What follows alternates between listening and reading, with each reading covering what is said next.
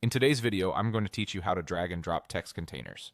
If you've ever needed to quickly reposition a block of text without breaking your layout, this method is the cleanest and most reliable way to do it. We're focusing on the move handle method, which keeps your text intact and lets you place it exactly where you want with minimal fuss. Start by moving your mouse over the text you want to reposition. Don't click yet, just hover. As you hover, the editor will reveal the container that holds the text. You'll usually see a faint outline appear around the text area, and most importantly, a gray bar will show up at the very top of that container. That gray bar is your handle. If you don't see it right away, slow your cursor movement and hover a little above the text line.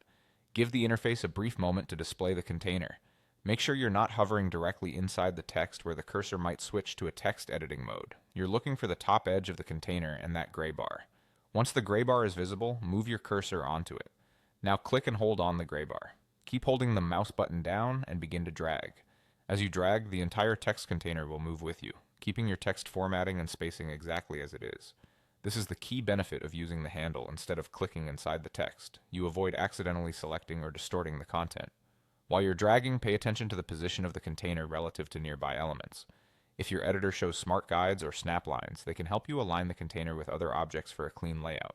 If you notice that the text itself starts highlighting or editing instead of moving, reposition your cursor directly on the gray bar at the top and try again.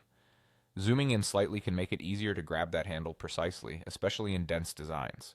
When the container is over the spot where you want it, simply let go of the mouse button. The container will drop into place exactly where you release. Give it a quick visual check to confirm spacing and alignment look right. If you need to nudge it, just hover again to reveal the gray bar and repeat the drag. That's all there is to it. Hover to reveal the container, then click and drag the gray bar at the top.